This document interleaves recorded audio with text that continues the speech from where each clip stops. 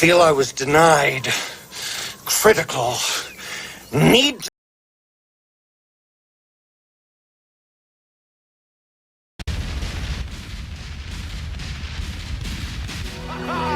It's the wonder of nature, baby!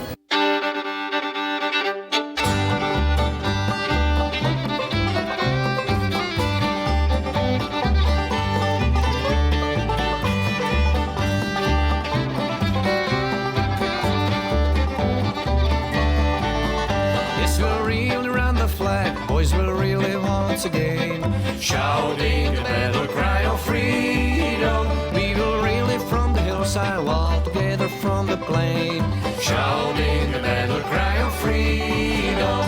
The Union forever, hurrah, boys, hurrah!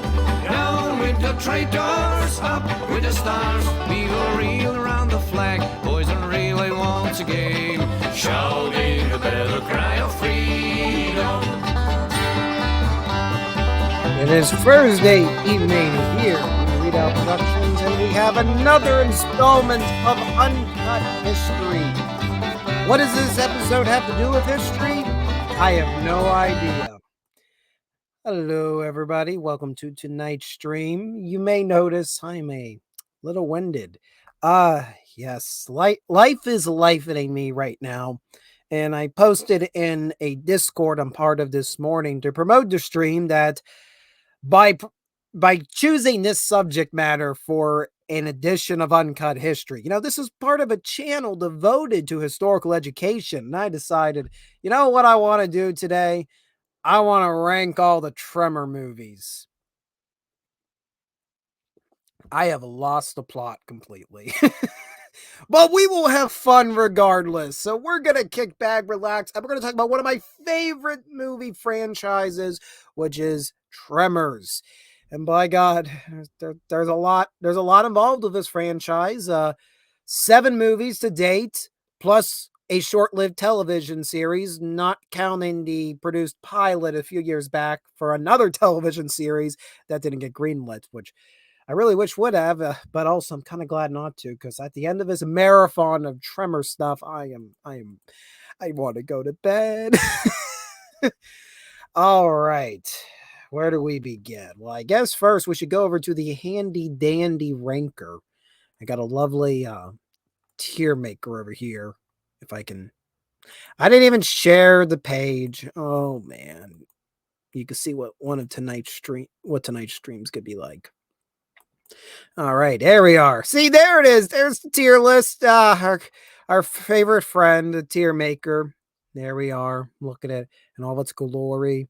I mean, on paper, it's not a lot. I mean, we've had larger tier makers before. We've done, all the Sabaton albums. We did the Confederate monuments at Gettysburg. That one landed me in a little bit of hot water. So I think this one may be a little safer, at least on the political end of things. Oh, but where do we begin? Well, we don't need to look at that right now, actually. So I guess we can go back to our full screen. Wow, Tremors. I saw the first Tremors movie. I don't know how young I was. I don't want to say it was like a little wee lad, but I was in elementary school, and it whooped my fragile little mind. And then I discovered that there were sequels to it. And you have to understand, to get these sequels in like the mid 2000s, it wasn't easy. It's weird to think about that, but I remember my parents always having the toughest time trying to get their hands on the sequels and the short-lived television series in DVD form for me to watch. Amazon was still in its infancy in shipping, so you could order it, take a little while. But eventually I did curate what I thought for years was going to be the only Tremors movies. You got the Attack Pack, the 4-pack of the movies, got the miniseries. And then Universal Studios decided, screw, we're going to make 3 more. And then made 7. What do I love about Tremors? For years, I really didn't know much about that. I just really enjoyed the movie, enjoyed its humor, enjoyed the practical effects for certain of the creatures in the movie. But upon this most recent marathon, I think I figured out why I enjoyed it so much. It has a healthy balance of horror and comedy, but also this is one of the few modern horror franchises where I could argue that, at least for the initial installments of the franchise, the characters are genuinely smart. Not in the sense of you'll have horror franchises today hype themselves up as being very smart and very autistic. No, I mean genuinely these are, blue collar type folks that have blue collar wits and use that against monsters, and it's pretty awesome, the outcome. Also a lot of explosions. A good Tremors movie has genuinely smart characters, genuinely smart monsters, and a lot of explosions. And it's one of the few franchises that consistently goes out to say, you know what? Firepower good. Yes, the more firepower you have in this situation, the better you will be. And who doesn't love a good bang or a good gun or a good kaboom? So we go to the very beginning of the franchise, Tremors in 1990. It was released right at the start of 1990. I have a lot of folks when I was talking about the marathon I'd partaken in. And a lot of folks keep saying, yeah, Tremors, wasn't that coming out in the 80s? And I'm like, no, that was 1990. But then when you see the release date, yeah, everything was filmed in 89. So I mean, that was tail end 80s. It had the leftovers of the 80s, I guess you could say. It comes out, wasn't a big box office hit. I mean, it made its money back, but not much more. And then it went to VHS. And that's where it made all of its money. It was highly successful on the home video market. And I think this again comes down to the fact that this is working class individuals fighting monsters. I'm not saying this is the only franchise that does that, horror monster franchise, but it's the most prominent that comes to mind. And it's also just the most consistent. It just kept going. They never stopped this series. But the first movie is what most people are familiar with, starring Kevin Bacon, Fred Ward, Finn Carter, Reba McEntire is in this. This was her first acting role. And of course, there was some guy named Michael Gross. I don't know what his significance are to Tremors. It's not like he'll become the main character of the franchise. And I mean, if you're watching this stream, I can guarantee you most people aren't watching the stream because they're like, what the hell is a history buff doing talking about monsters in the desert? And he probably turned off. But if you are still watching, thank you very much. Tremors, I feel to me the moment the movie just gets really good, it's the rec room sequence with Bert and Heather, Michael Gross and Reba McEntire's characters. And it really, I feel the whole franchise hinges upon this one sequence. I know it's weird to start out talking about a scene like halfway through the movie, but my brain's so far gone at this point. So up to this point, we have these 4 massive Precambrian worms, going underneath the desert town of Perfection, Nevada. And at this point, everybody's trying to figure out how to survive and get out of town before it's undermined. And we have these side characters of Bert and Heather, who we see briefly a few times earlier in the movie. And I think you may, if you don't know the franchise, you may just write them off as being, paranoid military enthusiasts. So they come back and they see everybody's on their roofs and they have no idea what's going on. And then, Bert turns on the sander there for some of the bullets. And that draws the noise for the monsters, which are called graboids. And the graboids in Tremors, they hunt by sound. They don't see, they strictly hunt by vibrations. I guess they're like the worm equivalent to Toph Beifong. Okay. So they all the free surviving worms, because they've killed one already. One of the most random acts of luck in the movie, where they just keep Kevin Bacon, Fred Ward just run through the desert for their lives, fall into this cement like pipeline, and then the graboid just rams itself and knocks itself cold dead. The first kill, the lucky kill. But the other 3 worms, they go over to Bert and Heather's house, and there's a moment where, the whole ground's shaking. The graboid breaks through the basement. We cut over to Kevin Bacon and Fred Ward, who I guess I could call their character names. Val and Earl, they're up there on the roof of one of the buildings in Perfection. They hear Bert's radio cut off.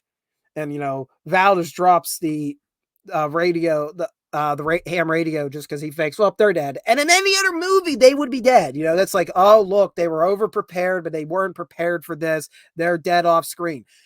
And there's like a good couple second pause, which makes me think that the creators of this movie wanted it intentionally to surprise people. Because next thing you know, you start hearing World War III open up in the distance as all these gunshots start echoing across the valley. And we cut back and we get the best fight sequence in the entire, in the entire Tremors franchise right here. Well, one of the best. Bert and Heather have this wall of guns and just are unloading with every ounce of ammunition they got into this one graboid.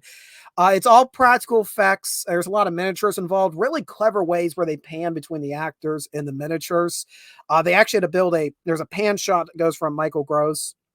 He drops a gun, camera goes down to the gun, and you barely can pick it up unless you really know what they're doing.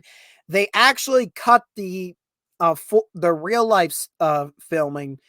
They start then showing a model version of the gun, which is near identical, and then continue panning right over to the miniature worm. It's incredible how they did that to make it look like a seamless cut. And this goes on for like a good 2 or 3 minutes. They are just unloading with every single thing in their arsenal before finally Bert breaks out that 8-gauge double barrel, shotgun. He got that elephant gun and kills the graboid, and the famed line, broke into the wrong goddamn rec room, didn't you? It's at that moment, that's like what the franchise hinges upon, In any other case, this is where these characters that were overprepared, they get their comeuppance and are killed. No, this is the Tremors franchise, and being overprepared and having a goddamn plan means you're actually going to live. And yes, own as many firearms as possible in this situation. And of course, we go along our merry way where eventually Val and Earl come up with the idea that they're going to take a Caterpillar, bulldozer, get everything to load onto it. And then, Bert and Heather hitch a ride, and then they're going to try to head for the mountains. And Bert's made all these homemade explosives, complete with fuses for his home defense weapon of choice, a cannon. What would he use this fuse for? What do you use a cannon fuse for? My cannon. And of course, we have the whole where to go fishing on the rocks. I love this movie. I love Tremors. The older I get, of course, the scare value is completely worn off for me now, but the humor's there, and I keep noticing more and more details. Like, you ever notice at the opening sequence of Tremors, when Val and Earl are there, like, doing their handyman jobs, and just shows you how great Valentine McKee is. He's trying to hammer this, like, staple over some barbed wire. He does, like, a good dozen hits, doesn't hit the staple. Only for freaking, Earl to come in, just hit it once. Okay, we're done. We're done. Next, please.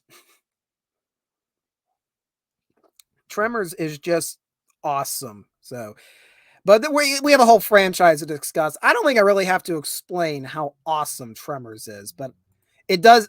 I do just always love bringing up the Rec Room sequence because I think that's like the whole franchise hinges upon. The fabric of the franchise is there. This is about smart blue-collar individuals fighting for their lives with these creatures, these unknown animals, and they're actually thinking of, if not intelligent, very human ways to get out of the situation. Like, oh crap, well, we got a whole wall of guns. Let's just shoot the thing. Shoot it till it's dead. If it bleeds, we can kill it. So yes, we know where Tremors is going. S tier. It is an awesome movie. And what's weird is wasn't a big box office success, but it had such a very critics were wowed by it. Audiences loved it. And then it took off on the home video market. And Universal Studios were in a bit of predicament. They have a commodity that's very popular, but not in the theaters themselves. So we need to capitalize. There's a lot here, Tremors. And I should introduce at this point the creative team behind the original Tremors films. Tremors was written by Brett Maddock and S.S. Wilson. And the original film was directed by Ron Underwood. And these three guys worked on the script, which really started out as this whole, when they were out in like the California desert at one point. And this came up the idea, what would make us want to stay on these rocks forever? Well, what if there were underground monsters and we couldn't escape from them? And, thus was born Jaws on land, I guess. So that's how the original Tremors came around. It was a surprising hit with audiences. So Universal knows, okay, we gotta do something with this, but what? And initial talks were, let's make a big sequel and let's give you a even bigger budget. I think Tremors was on like a $10 million budget. Let's give you maybe, I don't know truthfully what it was. I know it was bigger than what they were going to. It was bigger than the initial movie's budget, what Universal's was theorizing giving to Wilson and Maddock, who by this point had formed their own company to produce these movies, Stampede Entertainment. They wanted to give them a higher budget than the original movie to Stampede Entertainment to make a sequel, and they were very keen to get Kevin Bacon back on board, get Reba McEntire in, get Fred Ward back, get Michael Gross back, because Burt was the breakout character. Burt Gummer, the survival gun enthusiast, paranoid military expert, person like that. So get the cast back together. The problem was Kevin Bacon, and at least in the time that Tremors came out, it was a movie they really did not want to do. I think there's a lot of misinterpretation about what he has said at the time period.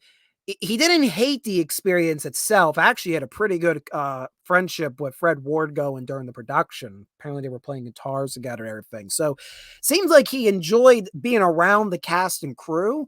He just really didn't want to be in what was a B-rated monster movie with being attacked by underground worms. I mean, even Universal, when they had the movie pitch, was like, this is the dumbest idea ever. How is this going to make money? Oh, look, it's making money. The wonders of the blue-collar workers of America.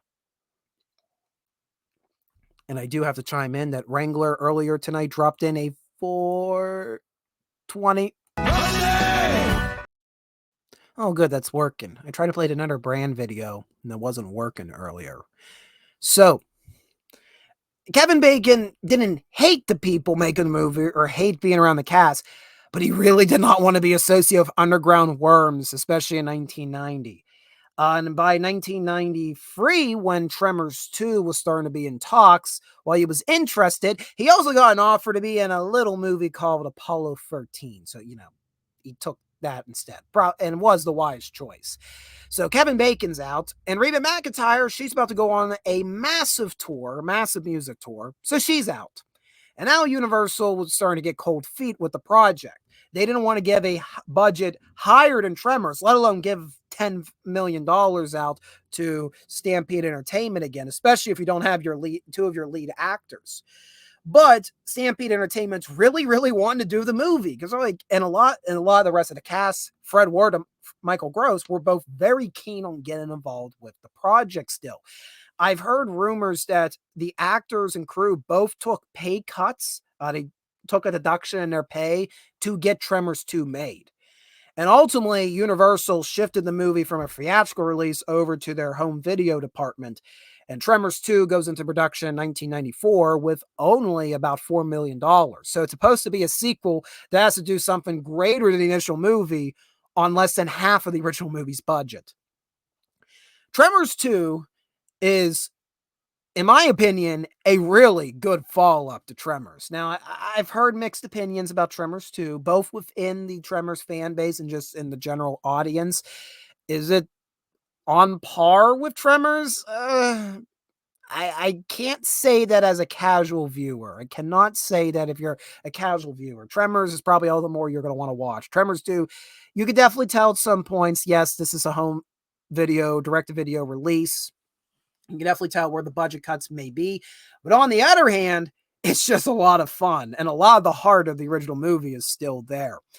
So if you don't know what Tremors 2 is about, well, of course, Tremors is about the graboids, the underground worm creatures attacking Perfection, Nevada. And Valentine McKee and Earl Bassett, Kevin Bacon and Fred Ward, respectively, are seen as heroes by the United States of America at the end of this. They get to be in National Geographic magazines. So they get to make a small fortune off of this scientific discovery these two handymen have made. And, well, Earl Bassett invested his money not in a motorcycle. No, that would have been a wiser decision of what he invested in. He ended up investing it in an ostrich ranch. it wasn't a good financial move, Earl. And that's where really Tremors 2 picks up, that Earl Bassett is pretty much back where he started at the first movie. In fact, in a poor condition, because he's no longer with his friend Val, who's gone off and married Finn Carter's character from the original movie. So he's approached by a Mexican oil company to go down to their oil fields and hunt graboids because they have a graboid problem. And initially, he doesn't want to go down there, but he is convinced by, I think it's, what's his name? It's a Christopher Garvin's character, Garden. He's the replacement for Val. That's what we know. They even call him that in the movie. He's like, well, I'm the new guy. Yeah, Christopher Garden. He plays Grady Hoover, who's this big time and he's he's a nerdy cab driver who gets wind that this oil tycoon is looking for Earl or Val, and is like, oh, I know where they're at. I really don't know where they're at, but if I get to Perfection of Valley, I'll figure out where he's at. So, Grady decides he's going along. Earl basically is like, maybe you'll come in handy. Yeah, while they're chasing you, I can get away. So Grady and Earl, they go down to Mexico. They actually they're still using the Jeep Gladiator from the initial movie. And which, by the way, in the polls tonight, we actually have an interesting poll. I was going to ask what was your favorite Tremors movie, but A, YouTube won't give me that many options in the polls, and B, we all know it's the first one. So vote what you think is the best hero vehicle of the franchise. So they go down to Mexico, and well, Earl Bassett's got a plan. And his plan is to basically take these remote control cars, wrap dynamite around them, drive them around until they attract the graboid, and then blow it to hell. And it works very well, surprisingly. There's a whole montage with Travis Tritt's Trouble, as you just have geysers of guts, graboid guts, flying through the air, which usually throughout the franchise is consistently a mixture of like pumpkin pantyhose that they've put in like orange food color water in. Sometimes they throw some like pastries in there just to really get it damp, wet it all down. That's usually what the guts of the graboids are throughout the franchise. So we got a fun montage. However, they do realize their way in over their head that they're not just hunting maybe 4 or 5 graboids, they're hunting dozens of graboids. So they call in the professional. And of course, the professional is Burt Gummer, once again played by Michael Gross. And this is where you see Michael Gross ascend from being I want to say I won't even call him a side character. He's a corner character. He's like 4th or 5th billing for the original Tremors movie. Comes from the corner, made a lot of noise with the Rec Room sequence. Now he's basically the supporting role in the movie. He's on his way up to be the face of the Tremors franchise, but he's not quite there yet. However, I will say Tremors 2 is peak Burt Gummer. Most of his iconic lines actually come from Tremors 2, which I tend to use a lot in my video brands, if I need like an ad break or a water break, and I'll probably use that before tonight is over. So they convince Burt to come down to Mexico, and Burt's not doing too well. Heather left him on account of Reba McEntire going to World Tour. Well, in canon, it's that Heather couldn't stand Burt ever since the collapse of the Soviet Union, because he cannot handle living in a world where a constant threat of nuclear war is not over his head to justify his doomsday prepper status, essentially. So Heather left with the HK-91 included. So Burt's been kind of laying low in perfection. We get this fun shot where, he's sitting watching like World War II documentaries, eating Cheetos, and he got a giant, mounted head of the graboid he killed in the previous movie behind him in the rec room. So he comes down, and you see Earl Bassett, or Earl and Grady, the Mexican government told Earl and Grady they would give him anything they felt they needed to hunt graboids. And they asked for a pickup truck full of dynamite and a choice mint of firearms. Well, Burt Gummer, being Burt Gummer, decided the Mexican government's going to give me anything I want. I want an M35 truck full of all the weapons and munitions I can carry, including a few pieces that are most likely illegal in the United States of America. But yeah, it's Burt Gummer. He don't need to worry about it. He'll find a way to get back to perfection. He really hypes up the MREs in this movie, which Earl mistakes the food in the MRE for toilet paper at one point. Bert also at some point during Tremors 2 discovers that 4 pounds of C4 may be a little excessive on a graboid. He vaporizes a graboid with it. Like there was no guts, there was just pebbles. But eventually things start not going according to plan because the graboids start to stop following the noises of our heroes, and instead of going toward the noise, they're going away from it. And they start finding graboids that are very sick, and they think, oh, we bagged a live one. Well, that's the one point where Earl and Grady got very dumb. And if you get dumb in a Tremors movie, you're in deep trouble. Because the reason the graboids are sick is because they are metamorphosing into the next stage of their life cycle, which are shriekers, which are bipedal like dinosaur-looking creatures that hunt not by sound and still not by sight. Well, kind of sight. They hunt by heat signatures. So they can see infrared heat. And in Tremors 2, it's said that free shriekers come out of one graboid. So now we're in real trouble because we were hunting graboids, not shriekers. We were grossly unprepared for this. And of course, we get one of the best lines of the entire franchise as Bert's beat up M35 truck barrels into the oil refinery. Well, he's seen better days. I feel I was denied critical, need to know information. I am completely out of ammo. If you've not heard the monologue that Bert gives about his 1v1 combat with the Shriekers, it is glorious. Just look up Tremors 2. I am completely out of ammo. It may very well be the best Bert Gummer sequence in the entire franchise. And we're only 2 movies in, and we're only 20 minutes into the stream. Oh, God. So, yeah, the rest of the movie is the surviving characters trying to figure out how they're going to fight off these new forms, these Shriekers. And it's a lot of fun. They do employ some CGI at this point. Tremors itself was fully practical effects, and maybe I wouldn't say it's the best practical effects. The best practical effects in a horror film is The Thing, the 1982 The Thing. But Tremors is a pretty close second, if not a close third, for the best practical effects in a horror film. The graboids, I will say the graboids are the most lifelike, fictitious creature brought to cinema, in my opinion. If that makes sense. Like Aliens, Aliens is real too. Do I put the graboids over the xenomorphs in terms of realism? I don't want to touch that subject. I'll get too many people upset, and we got many more movies to go through. And Fu Man Blue has joined in. Welcome. This is not our normal scheduled programming. What does Tremors have to do with history? Absolutely nothing. But my brain is fried, and I just need something to entertain myself before my eyelids shut and I go bed and repeat work tomorrow.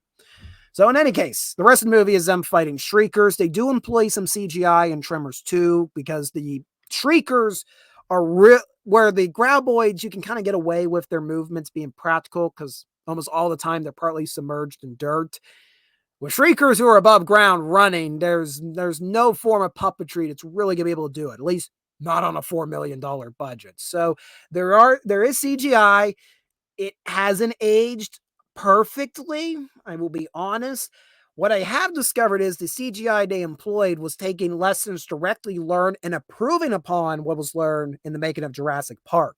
I think it was Tippett Studio that did the CGI for Tremors 2.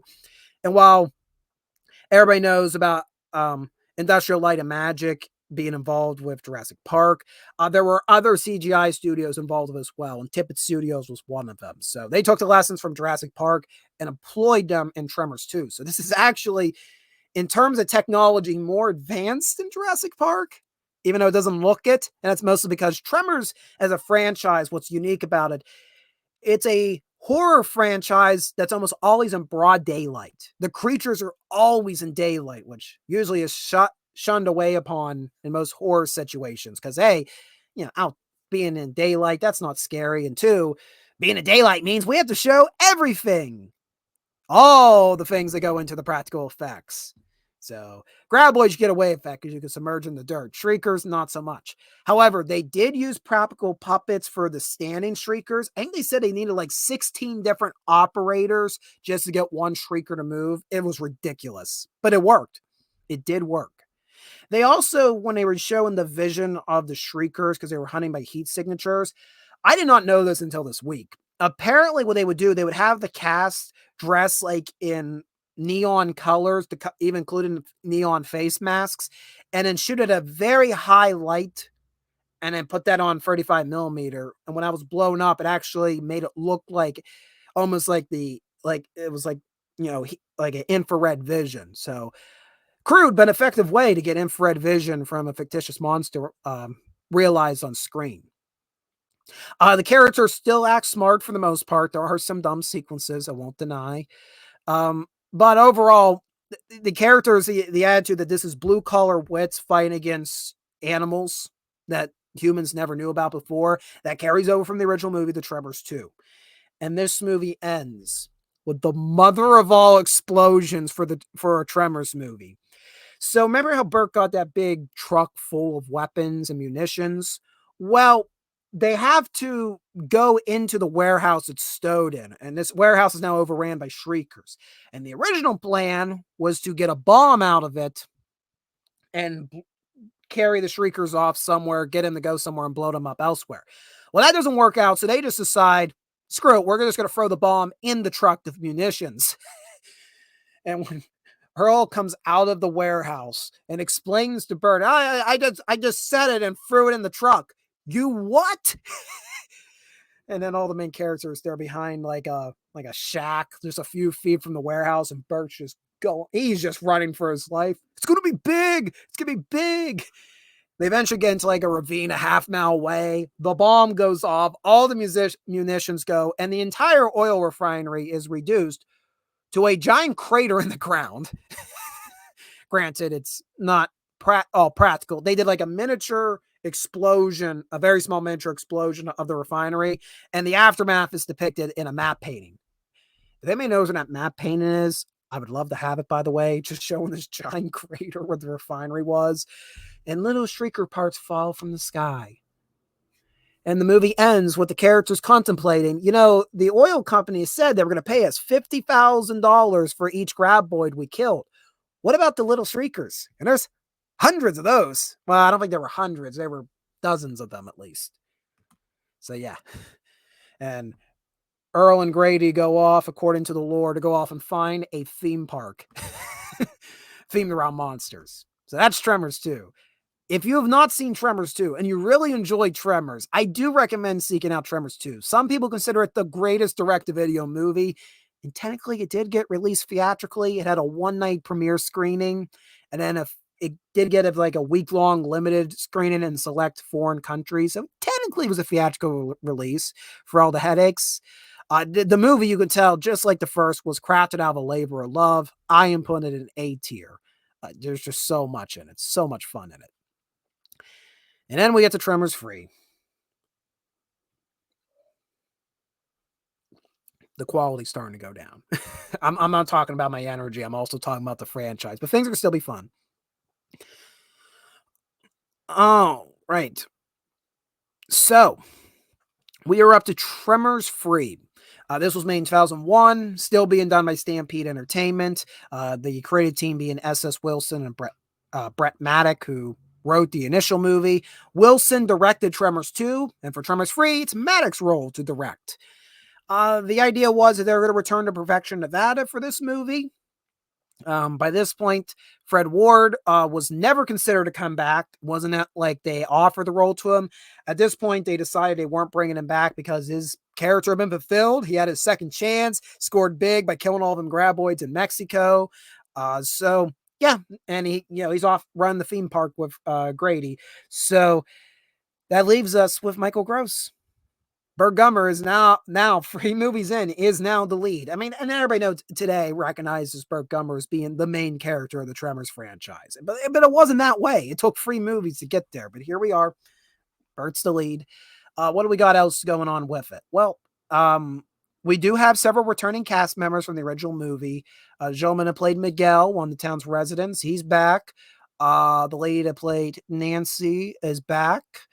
Ariana Richards, who played Mindy, Nancy's daughter, she's back as well. And the little turd, Melvin, is back. That's not my words. It's Bert's description of him.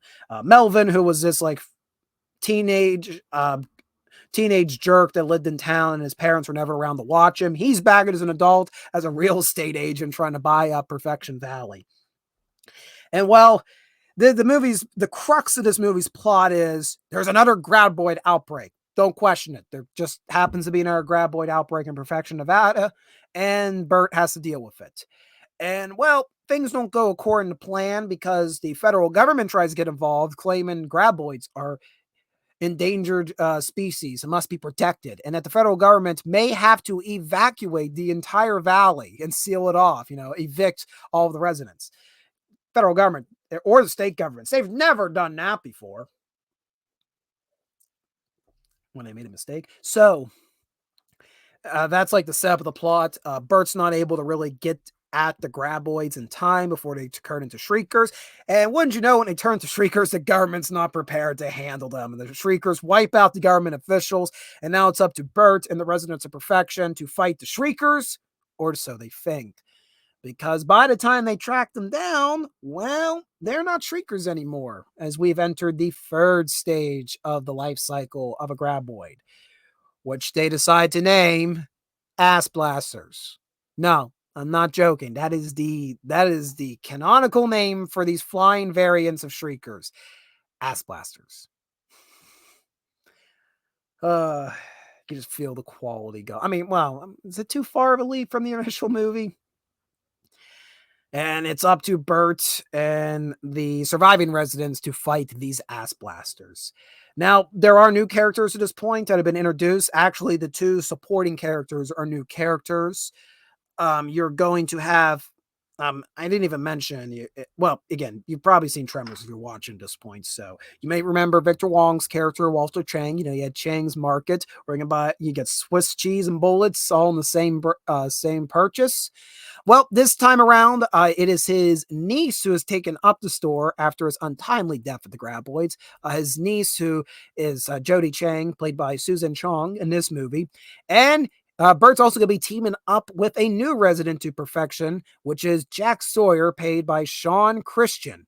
And Jack Sawyer is running a tourist trap desert tour operation, Desert Jack's Graboid Adventures.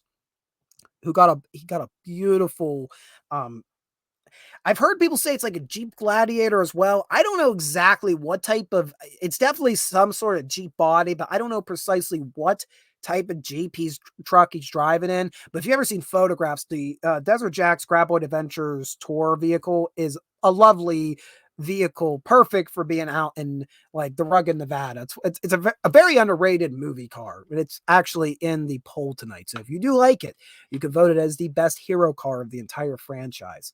But it's a whole charade. He has some goons that are mimicking graboid attacks to make tourists think they're actually being attacked. Then he scams them on a rock to buy cold beer. It is lovely until actually graboids attack his tour, and it's not so lovely. So he teams up with Bert, and Jodie teams up with them, and they go, and initially they team up with Miguel as well, but well, bad things happen to Miguel over the course of Tremors 3. And they go and hunt down the Ass Blasters.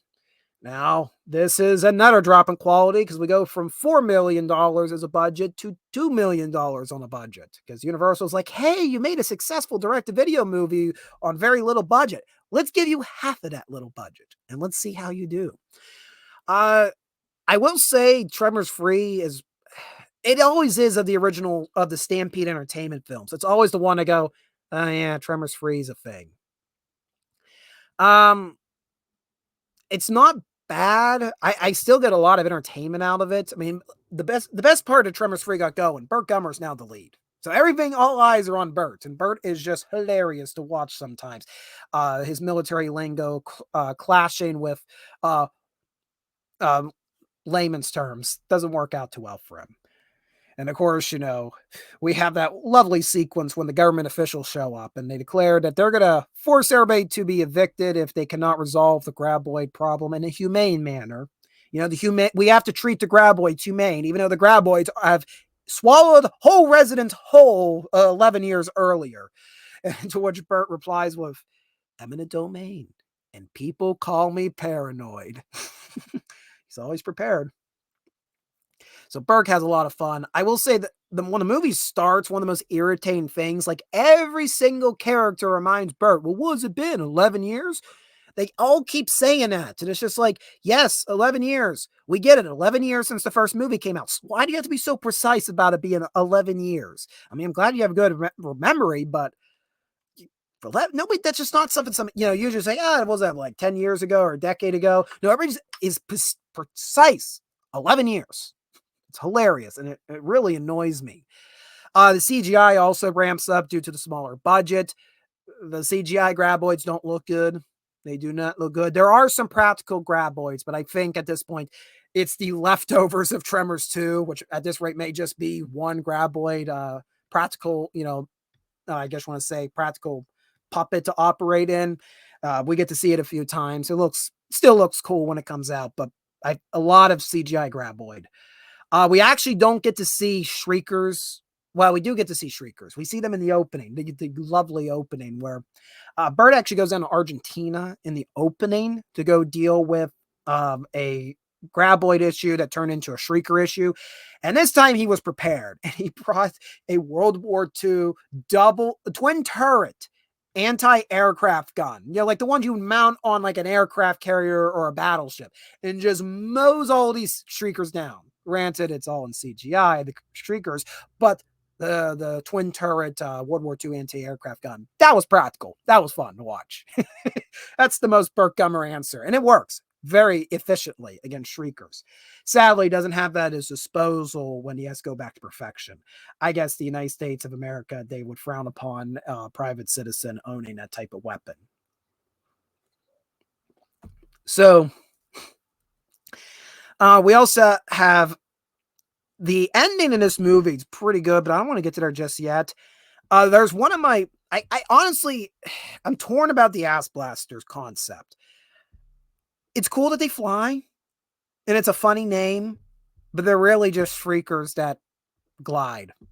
It's not a far reach from the Shriekers. Where the Shriekers was I remember when I saw Tremors 2 as a kid the first time, and I was anticipating for years getting a copy. And, you know, I was finally gifted one. I'm like, oh my God, a sequel, you know, and it's really hard.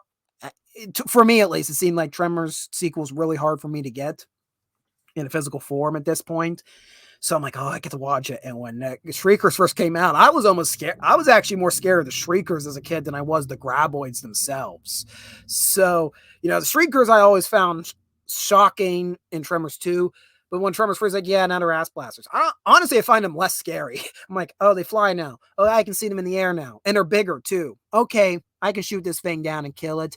And how do I hit it? I had to hit it in the rear like I am a fabric biplane shooting at the Bismarck in 1941. Okay, I can do this. I've never been a big fan of the ass blasters. They weren't as creative as the graboid to Shrieker jump. The Shrieker to ass blaster jump was pretty boring. So I never really cared for the creature. And there's a sequence also where Shriekers reproduce if you give them too much food. It just causes them to reproduce. They're asexual. The ass blaster does the direct opposite. It goes into a food coma, which I just find stupid. I don't know why. It's like, wait, why is it when it's a Shrieker it reproduce, but the food coma for ass? I don't know. It's like an obvious, but we're doing the opposite now. So, yeah, I just found the ass blasters. It could have gone through it should have gone out for a rewrite, in my opinion. We also tragically lose Bert's compound in Tremors 3. He has to blow it up because he thinks that the ass blaster that attacks it's going to eat all of his MREs and start reproducing and have an ass blaster blitzkrieg. But then we get revealed, oh no, it's they go into a coma, and you know. What kind of supreme being condones such irony? So yeah, not fun that. And there's a lot of sequence of them just walking around, talking, We really don't. We hear about things happening, but we really don't get to see it. Like, we don't get to see the government people get attacked. We just see the aftermath of it. We don't get to see the Shriekers in Perfection Valley. We just get to see the husks.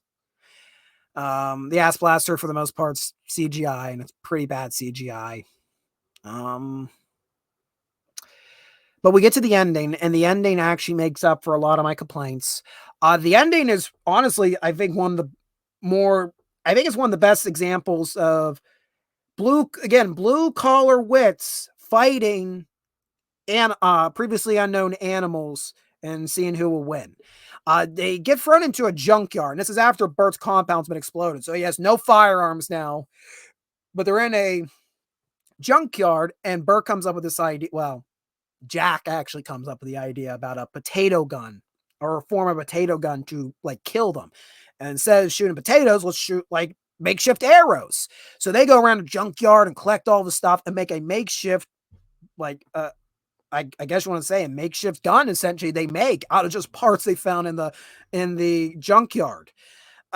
It's a pretty fun final sequence of watching them put this together, work with what they have on them. It's like the ultimate Bert Gummer ending. This is a survivalist pushed to his wit's end, and he has to make do with what he has available, and he makes it work. Anything Bert gets his hands on, he can turn into a weapon, rest assured.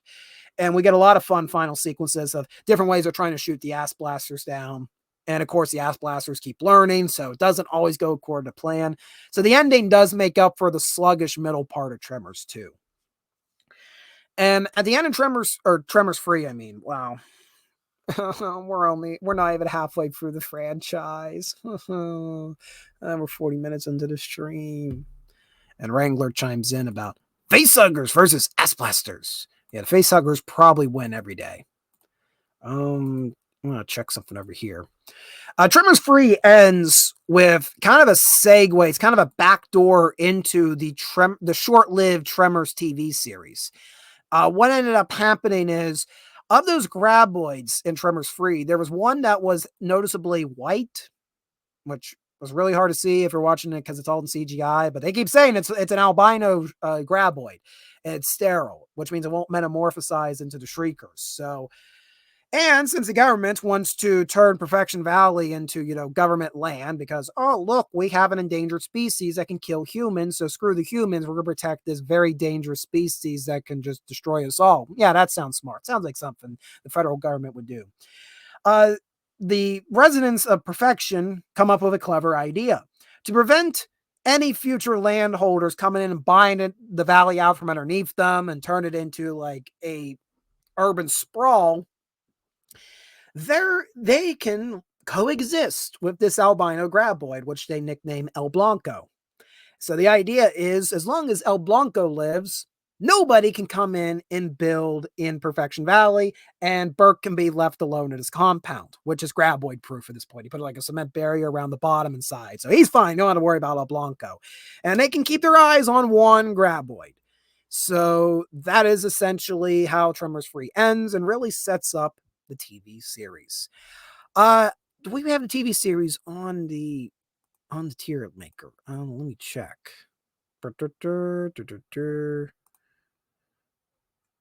Yes, we do. So there's Tremors 3. I'm going to put in C tier. It's not as bad as every time I think about watching it, but I will say Tremors 3, it takes a lot for me to like, okay, I'm going to sit down and watch Tremors 3. I always watch the first movie once on TV. And usually it makes me interested in popping in Tremors 2. Tremors 3, I'm like, oh. So Tremors 3, all the time, it's better than what I was expecting, but then I forget about most of it and just remember, oh, it's the third one. Yay. So yes, the TV series is on this tier maker. So let's talk a little bit about the TV series. There's the TV series is its own thing, but it deserves to be ranked. Now, what are we talking about? Oh no, Dreamcatcher. The shit weasels.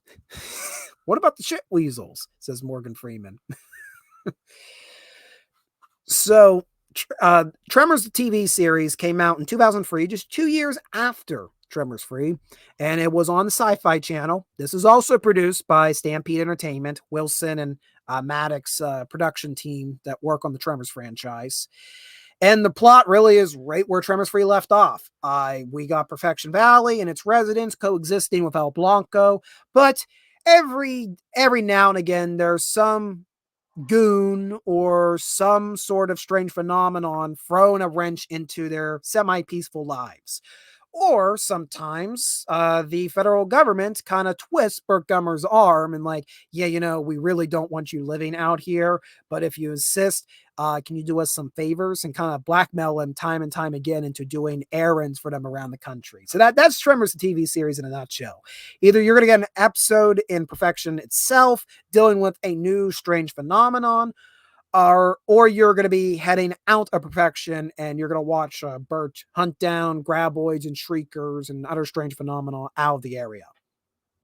Now, Desert Jack does not return. Sean Christian does not return for the TV series. Instead, we got Tyler Reed, played by Victor Brown, in his place.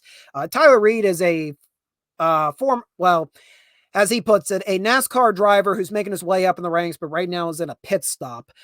He decides to buy the tour business off of Jack and moves to Perfection because he wants some adrenaline in his life.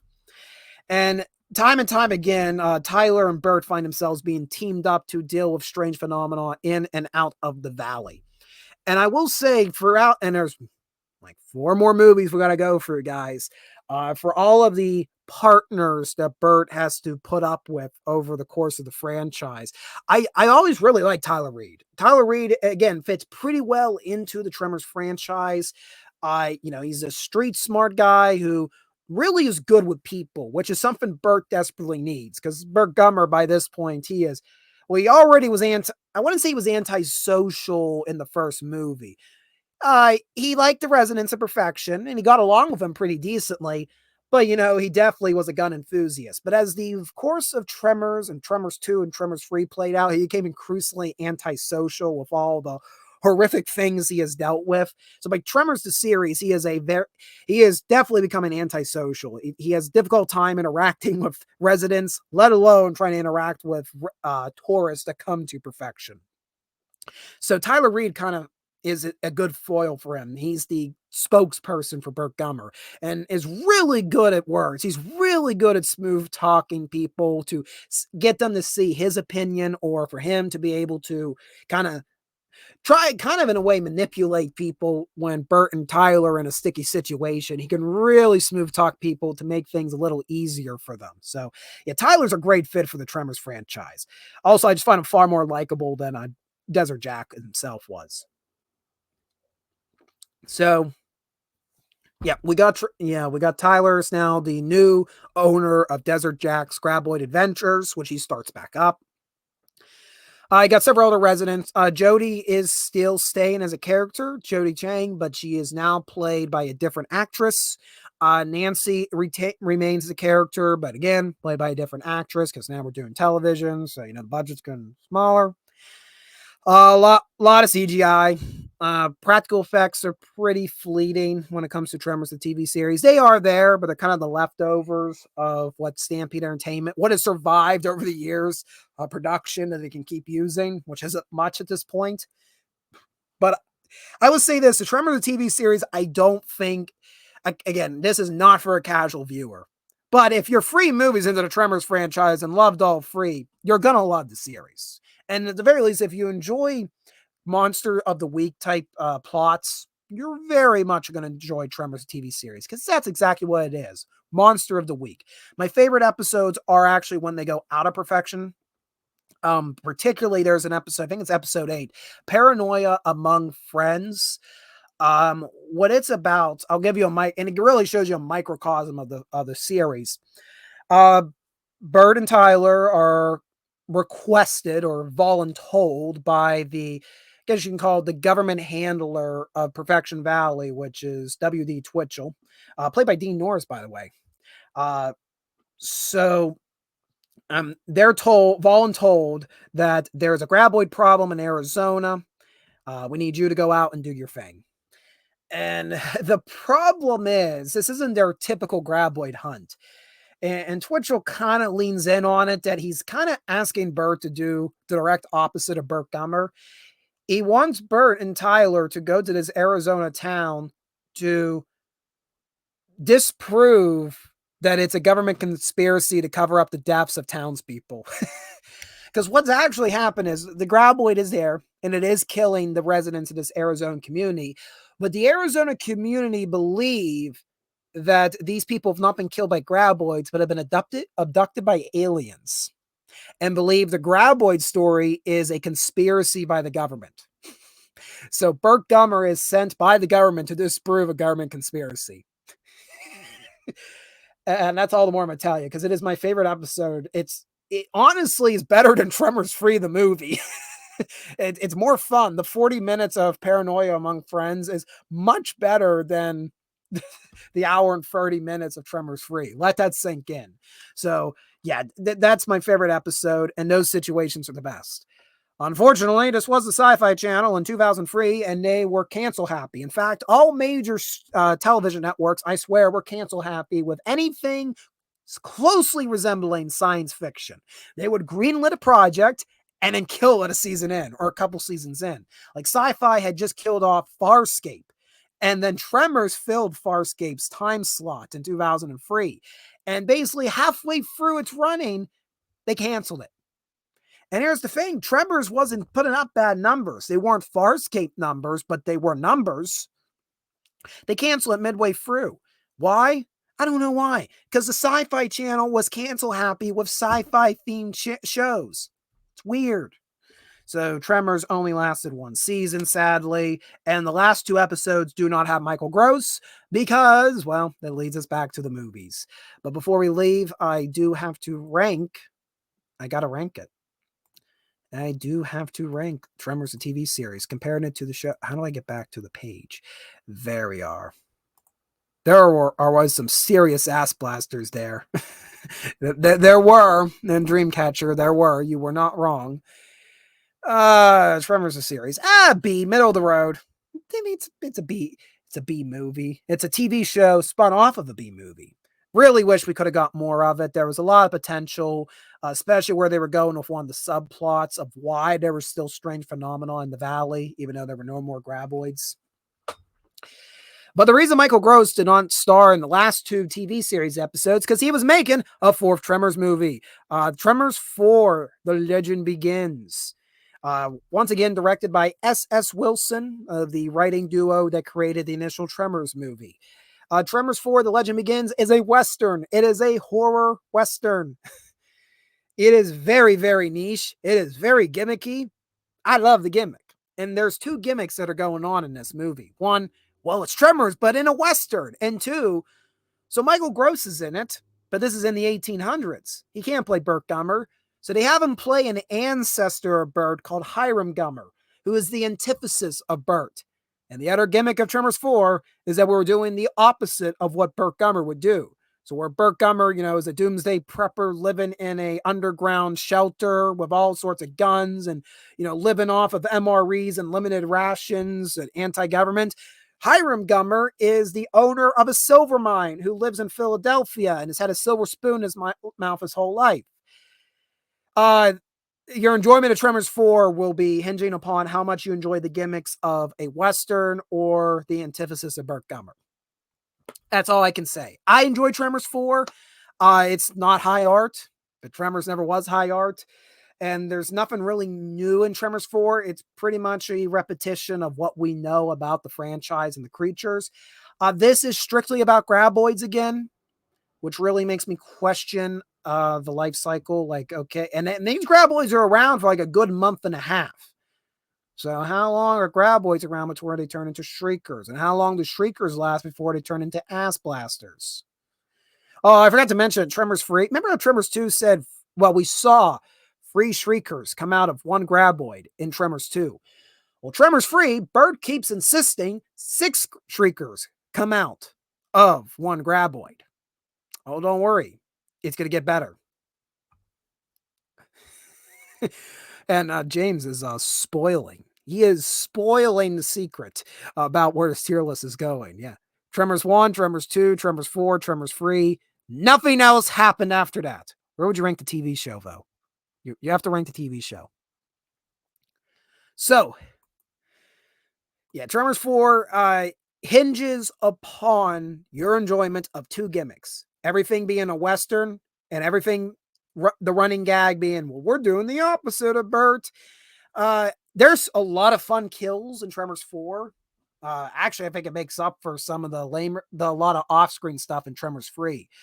We do get to see the infancy of a graboid, which are they're like these little like shaker reptilian worm type things that shake in and out of the ground and launch out and they're like decapitating some of the cowboys. It's pretty fun before they metamorphosize into the full-blown graboids. And I think they did mostly miniature puppets, at least when I was watching the movie. Some of the scales on the puppetry looked a little jarring. Nevertheless, it's practical. A good portion of this movie is back to being practical. There is CGI, unfortunately, especially with the tentacles.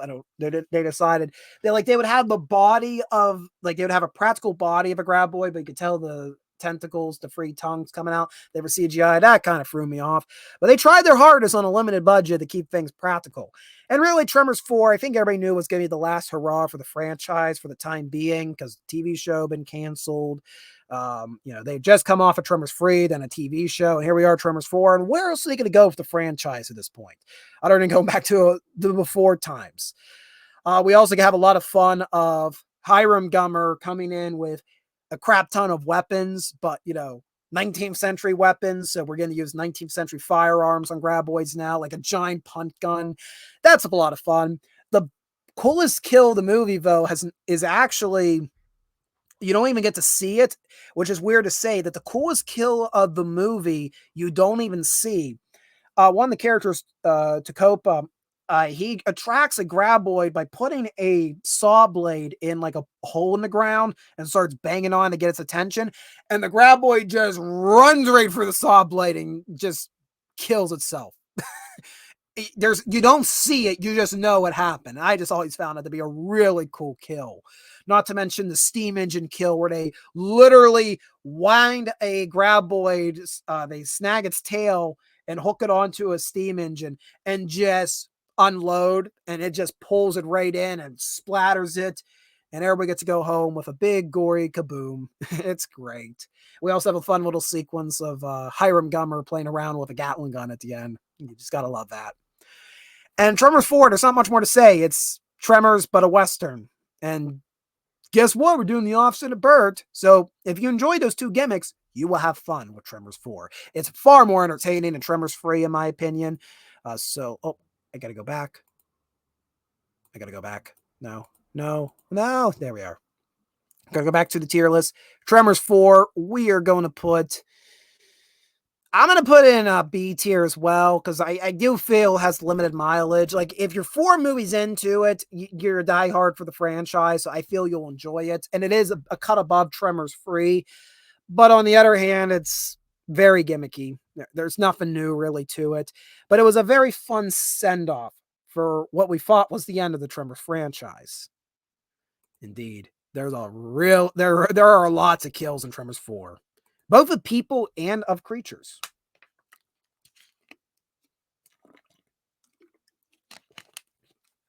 All right. So we said that's what we thought was the end of the franchise. As you can tell, there's 3 more movies. So what happened? Well, there were talks for years about a Tremors 5 happening. Initially, Tremors 2 was supposed to be set in Australia, but that kept getting kicked the can down the line due to limited funding. But there was interest of maybe finally going to Australia with Tremors 5, going into the southern hemisphere. There was always talks that Kevin Bacon or Fred Ward were going to return to the franchise in some capacity, although I really don't see that happening because Earl Bassett's story was pretty well wrapped up. Maddock and Wilson, and even Ward to an extent, really had no interest in continuing Earl's story. They didn't see the point. There was a lot of interest in getting Kevin Bacon back into the franchise. And over the years, Kevin Bacon's become really enthusiastic about the Tremors franchise. He's definitely had a reconsideration of its importance in his career and the impact it's had on a lot of people's lives, including yours truly. So he's definitely become more open and accepting and talking about Tremors. I mean, getting involved with all sorts of like Tremors Fan Fest and stuff like that. But that would require a decent budget. Universal weren't paying a decent budget. They want to make money, but they don't want to spend any money doing that. And then around 2015, Universal was in the process of rebooting the Jurassic Park franchise. So somebody decided over at its home video department, well, why don't we reboot the Tremors franchise? And Stampede Entertainment was approached by Universal, but the issue was Universal had an idea and they weren't going to deviate from their idea. And Stampede Entertainment was not going to be allowed to have much creative control other than doing the heavy lifting of production. And with that, Stampede Entertainment parted ways from Universal Studios, and Universal went on to create 3 more Tremors movies without the original writers. What can go wrong? So in 2015, on home video, we got Tremors 5 Bloodlines, where Tremors was going to not Australia, but South Africa. So we're still going to the southern hemisphere. We're going to Africa. Would be a pretty cool setting. Tremors 5's plot is, I think, what are we, like, about a decade after the TV series wrapped up. Bert's still living in Perfection Valley and has become ever more increasingly antisocial, ever more increasingly withdrawn from society. I don't blame him. If I'm at that point in life, I'm kind of like, I've been for enough. I'm playing around with El Blanco. Oh, wait, El Blanco is a reoccurring character in Tremors, the series. They don't say what happened to El Blanco. Did El Blanco die? I presume he died. Bert's probably lonely now. I can't play with El Blanco anymore in the desert. Can't, do our remote control cars and entertain El Blanco for the day. I mean, at least that would pass the time. So, he's out there in Perfection Valley, and he is contacted by reportedly a wildlife management group out of South Africa that they believe they have a graboid problem, which Bert says this weird line of, well, that's impossible. They are only known to exist in the northern hemisphere. But in Tremors 3, you went to Argentina. I guess it's, was that? Is that? Well, I guess it's still technically, we're in South America. Northern Now, Argentina's the southern hemisphere. South of the equator, at least. I don't know why he says it. He's like, yeah, they're exclusive to the northern hemisphere to North America. You went to Argentina to start a Tremors 3. We know but you can say they're only contingent to the American continent. He says something like that, and I've always hated that. It's like, Argentina, Tremors 3, never mind. So, but he's convinced because they have an ass blaster problem, actually. Yay, the ass blasters are back. So, yeah, it's not even a graboid problem. They have an ass blaster problem. And tagging along for the ride is his son. They don't really say it at the opening, but it's his illegitimate son, played by Jamie Kennedy. Now, I'm going to be straightforward. I know a lot of people who've done reviews on the Tremors franchise. This is their breaking point. I feel Jamie Kennedy was fine in Tremors 5, guys. I don't think he did the worst job ever. I wasn't as upset as other people were. Could you have found a better actor? Probably, but I felt he did fine. He's not really my problem. Actually, this is going to surprise a lot of people. Tremors 5, I really enjoyed Tremors 5. I was pleasantly surprised when it came out. Don't be wrong, it's not the first 4 Tremors movies or the TV show, but there is a lot to be had here. So the crux of the story really is that there's an African subspecies of graboids, that there's an African variant. And really, they start as graboids, huge graboids that lunge themselves out of the ground and fly through the air and tunnel themselves back down. They're like leapfrogging through the ground instead of burrowing through. I don't know why, but that's what they do. And then they metamorphosize right into ass blasters. No shriekers. It seems like the tongues detach and then they metamorphosize into ass blasters. It's weird. But it's a very different species. So once again, just like Tremors 2, completely flips, the table on what we're expecting in the franchise. Tremors 5 does it again. And we got a lot of fun action sequences, some that rip off a little too hard on Jurassic Park. Cough, cough, kitchen sequence. Cough, cough.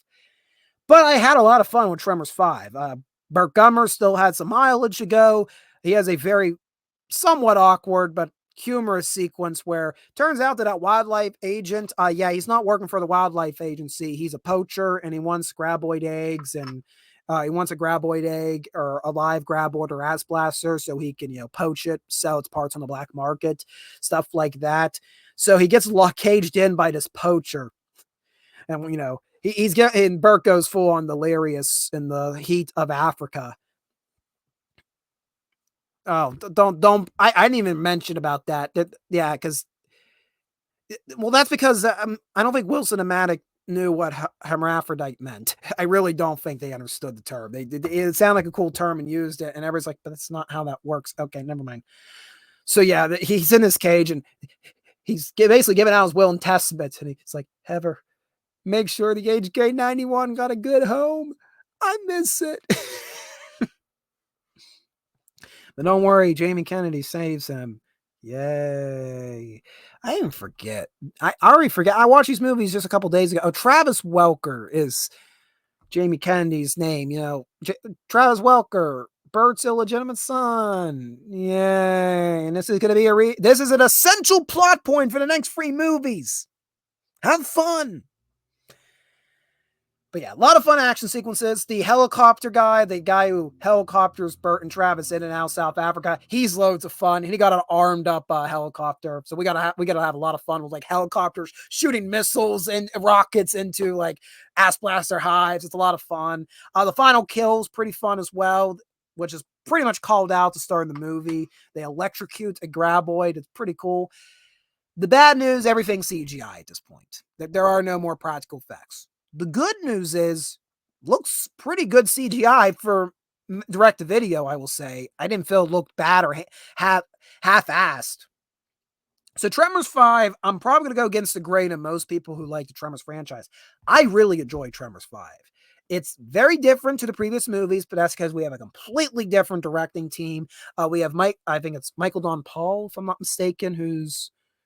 Oh, Don Michael Paul. Sorry, I got your name backwards. It's Don Michael Paul, who was hired by Universal to do these next 3 films.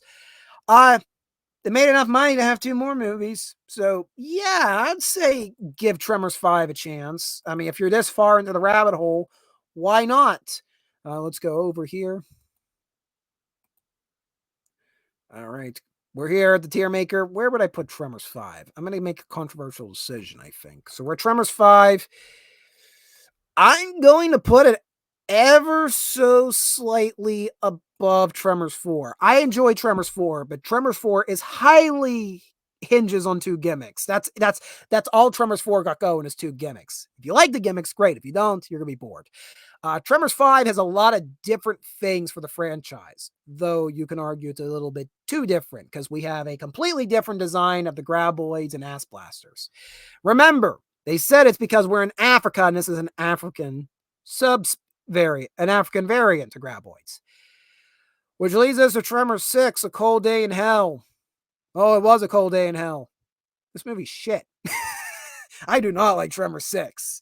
A lot of stupid stuff in Tremors 6. And not fun stupid. Bad stupid. Everybody's really stupid at this point. And characters included now in the franchise, which is something you do not have in a Tremors movie. The characters are not supposed to be dumb. Well, no movie's character should be dumb, but especially Tremors. These are blue-collar, smart people. They need to know what they're doing. So Tremors 6, if you want to know the plot, Travis and Bert, they're now living in perfection. They're living in Walter Chang's store for some reason now. The tax collector just now decides to come for Bert after all these years. A little late, I guess.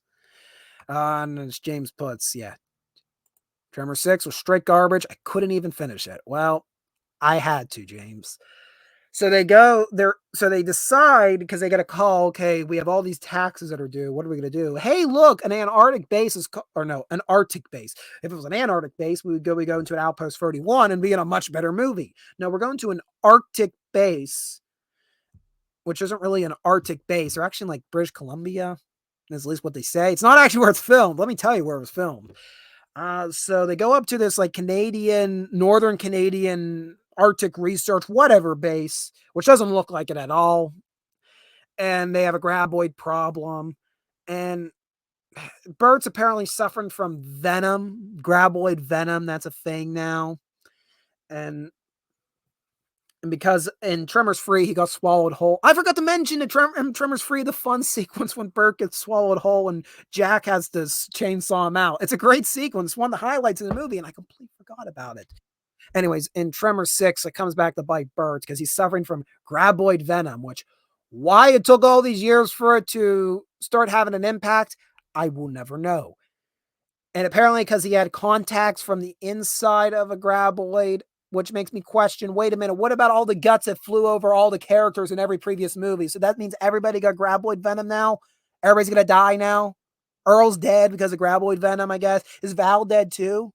And by the way, they do like a really, well, it's not convoluted, but a real, a really just bad. So they have a character. Her name is Valentine. Guess who she's related to? Oh, she's the daughter of Val and Rhonda from the first movie, which I'm surprised it took 6 movies to do pull a stunt like that.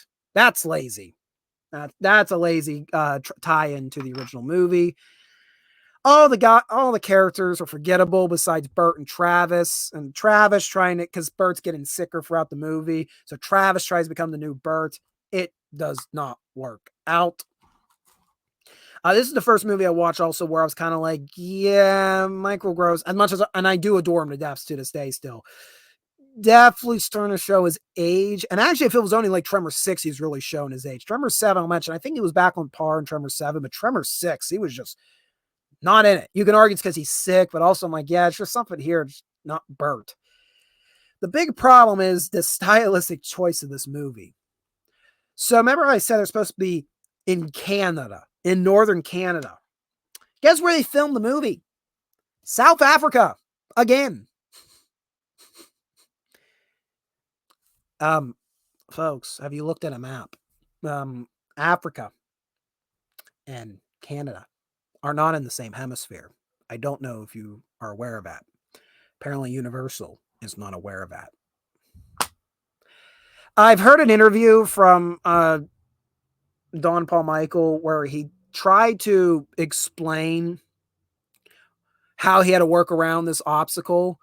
He decided to shoot, he did sequences in like desert climate, like in like white sands, to try to do something similar to when the dry for wet look. There's a process in films where if you make a setting so dry, it may actually look in fact wet. The movie Leviathan did a pretty good job of doing this. So he was doing something similar where he's like, if I have it so sand white enough and I have such great sunlight that we can play it around as being snow. It really doesn't work because the snowflakes are horribly CG'd into the frames. And that's only the opening sequence of the movie. Most of it, when we're back at the research base, is just rock and trees. There's no snow anywhere. There's no sand anywhere. If there be snow, it's horrible. And they do this very like bleach blue white lens flare for the effect. It's horrible. It's god awful to look at.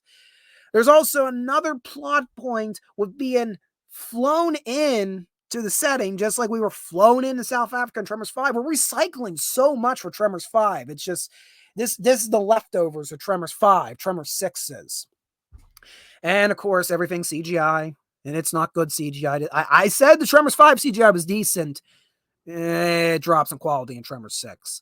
And it may be coming down to just the poor lighting. This was just not the best lighting for it. And the worst part is, we have the African variant design again, but we're in North America.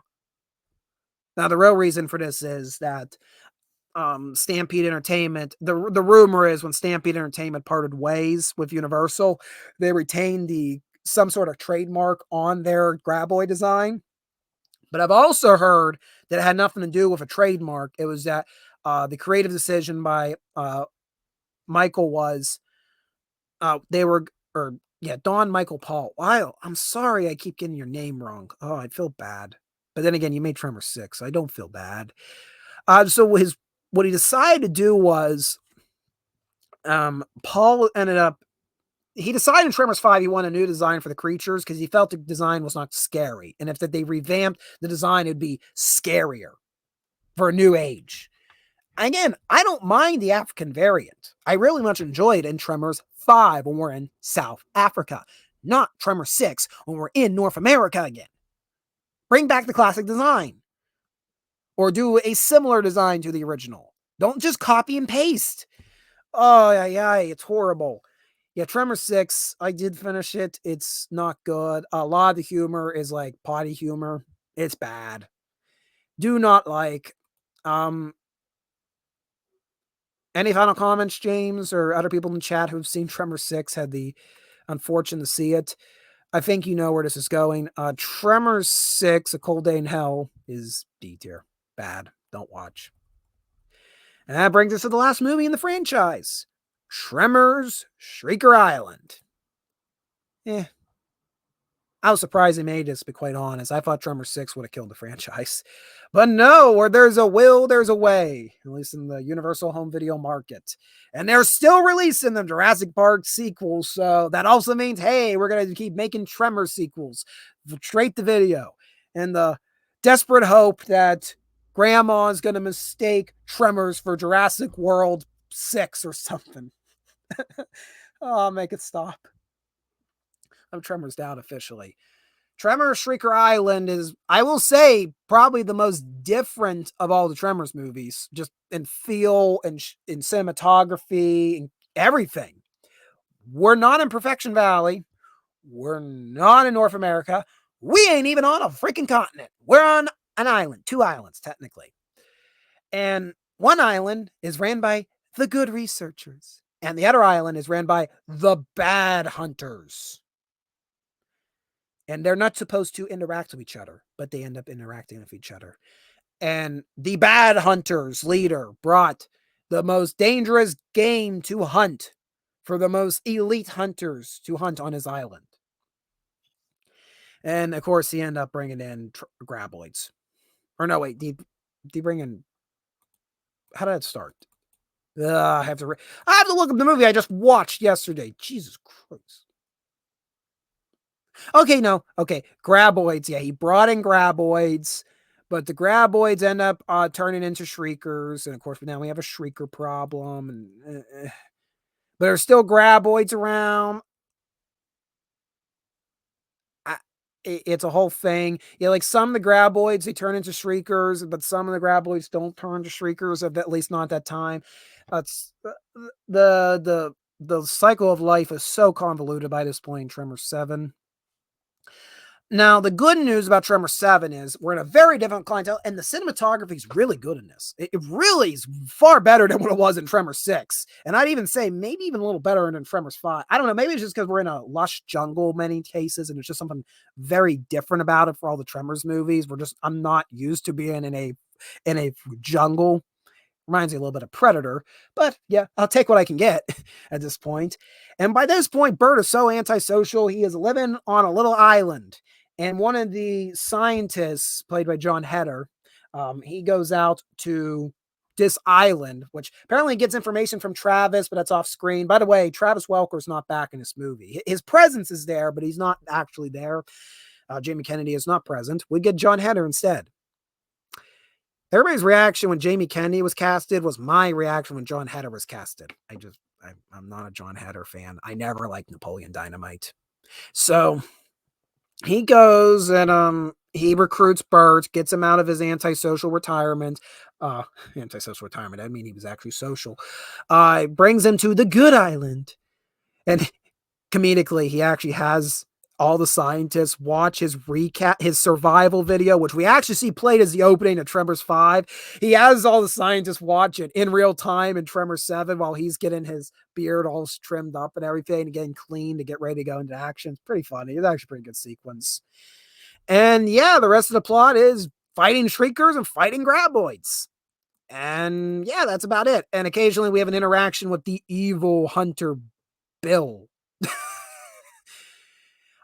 We do have a fun sequence where Jimmy, who's John Heder's character, takes a freaking chainsaw and decides, as he says, to go Evil Dead on the Shriekers. That is pretty fun. That is pretty fun. And Bert has like a World War II flamethrower. So there's a lot of fun weapons, makeshift weapons in Tremors 7. And it's a very fun locality. Plot's a bit of a mess. Also, apparently at one point the graboids can now, like, there's a queen graboid or something, and she can like tunnel between the two islands through like the bedrock of the ocean. How? I don't know. I don't know. And the movie eventually ends, which I actually did appreciate. It's a callback to the first movie where they decide to kill the final graboid off. They're going to bait it to fly out of a cliff into its death. So actually, I mean, it's a pretty obvious callback, but I'm like, oh, okay, we're coming full circle. And they've acknowledged, like, well, this is how we killed him the first time. So, but Bert, for some reason, decides to sacrifice himself. Like, Bert and Jimmy are like running toward the edge of the cliff, and Bert pushes Jimmy out of the way at the last moment and then gets eaten by the queen graboid, and she goes flying down to the cliff and blows up. Why did he do that? I don't know. I'm like, strafe. It's just like Prometheus all over again. Oh no, the giant spaceship's falling in one particular direction. Strafe. Just veer to the left. You'll be fine.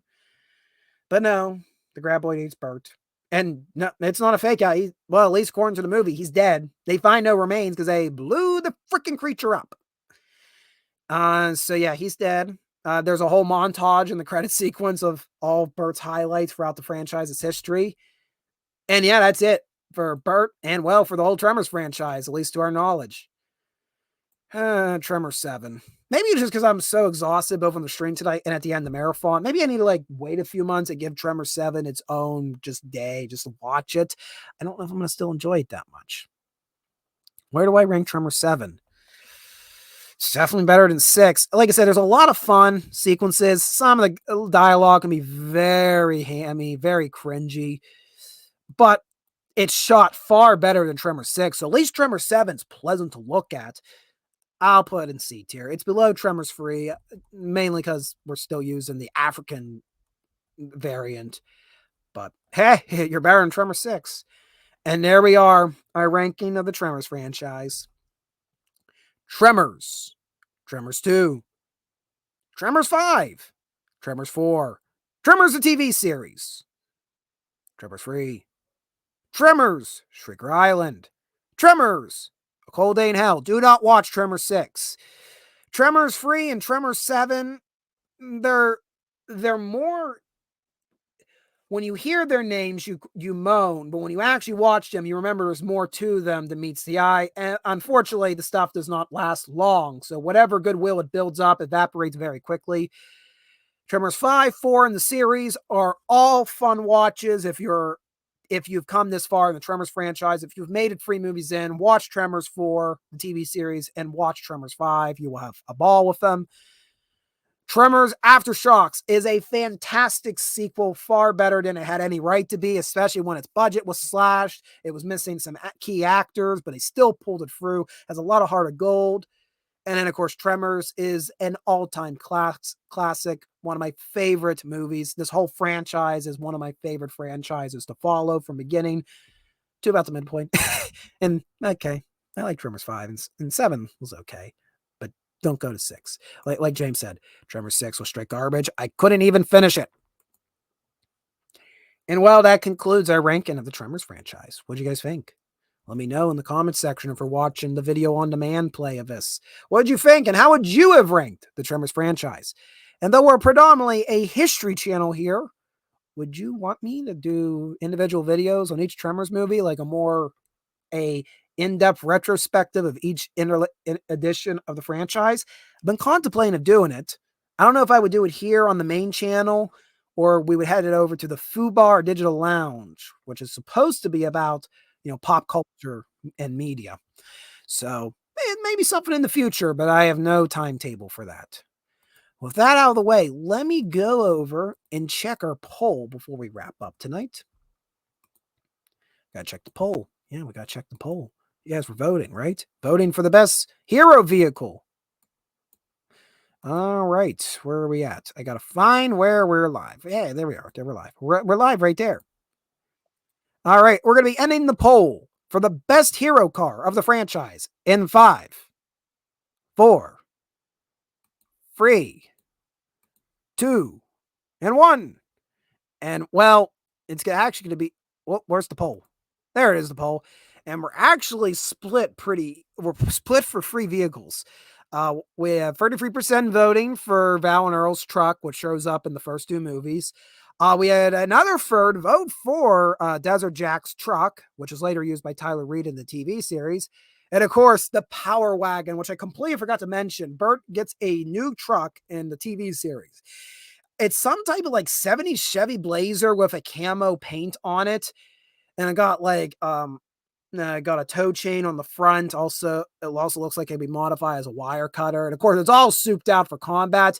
He calls it his Power Wagon. And unfortunately, the Power Wagon goes for some troubles and paranoia among friends. Somebody goes after its tires. Unfortunately, it is a beautiful truck, and sadly, I don't think anybody knows where it went. According to Stampede Entertainment, they rented they rented the truck for Desert Jack's tour ventures and rented the truck for Bert in the TV series. Now, I have seen photo confirmation from all people, wrestler John Morrison, that in 2017 that Desert Jack's truck is still on a backlot somewhere and still in the paint. That was in 2017. It's still around 2024. Can we start a GoFundMe to like preserve it? I would take it. It's cool. As for Bert's Power Wagon from the TV series, I have heard nothing about it. Let me know in the comments section if you know where Bert's Power Wagon may lie, because I would also like to get that preserved. See, tying into history at some point. But we are winding down the stream tonight. Thank you guys for tuning in. I know this was very different from what we normally do, so hopefully you enjoyed it.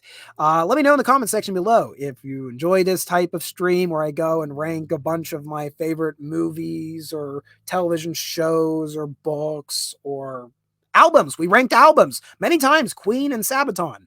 And I'm thinking one day we may do a Pink Floyd album ranking. Does this have anything to do with history? No, but it's fun to blow off some steam doing stuff like this. There will be no Retracing History this Saturday. I am working on a new video. It's not Retracing History related. I actually don't know really how to describe this video. We'll see how it does when it comes out. And unfortunately, I do not have a timeline of when that'll be released. I am very busy at the moment with college, with my job, with a couple other volunteer projects I'm working on, local history related stuff that's not on the channel. So my free time, what is free time? I don't got free time. I have no free time. All I have in this noggin is historical knowledge, banquet, and a reminder to breathe every few seconds. So thank you guys for tuning in tonight. Be sure to hit the like button down below before you depart to let the TubeU algorithm and the Green Channel's algorithm know that you do want historical content or content like this. It's not historical, but fun content like this. And if you want to follow us in our future adventures, be sure to subscribe here to Readout Productions on the TubeU as well as on the Green website. If you want to go the extra mile in supporting us, you can go to the Ko-fi link in our page in the description below, and you can join the Garrison, our monthly membership program, which is only $2 a month, and it'll get you credits at the end of several of our videos. You'll actually see the credits of our current Garrison members in the description right now, and I would like to give a special shout out to Skunx Workshop, Trippy Soul, and Robert Fryman, who have been supporting this channel these past few months. I am indebted to you and all of your support, keeping us on the road and keeping us caffeinated in the mornings to do some when we were doing our Retracing Histories this summer. So if you want to join the Garrison and make it grow, be sure to go to the Ko-fi link below, and you too can become a Garrison member. You do get some small bonuses, which I'm also working on, which is why there's no video this weekend on the main channel, because I'm working to get these bonuses for the Garrison out in the near future. And also, I don't think I have the official link there, but if you go to our tree link, which is in the description, you'll find all the links we have at our disposal. We have a website, I have a true website. I paid for the WordPress, domain. It's simply called all lowercase readoutproductions1754.com. It's the official website for the Readout Productions channel. You can go on there, and it's still a work in progress website, but right now you can go to an interactive map to see where we have traveled in all of the editions of Retracing History thus far. You can also go to an events page and see where I may be actually doing in-person lectures. And we actually have one coming up this September in a local town in Pennsylvania. Be sure to check out readoutproductions1754.com to see where we've traveled in retracing history and what events you may see me in person at in the near future. Well, thank you guys for tuning in. We are going to tune out for the night. Enjoy the rest of your week, and I hope I survive Friday. Have a good evening, everybody. Oh, that's not the now. No, I want to leave. I had to talk about Tremors 6. I want to go home. Why won't you let me go home? Maybe I just have to do this.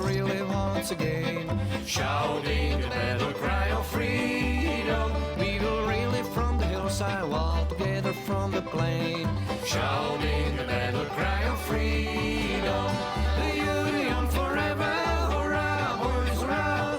Down with the traitors, up with the stars. We will reel around the flag, boys, and really once again. Shouting a battle cry of freedom.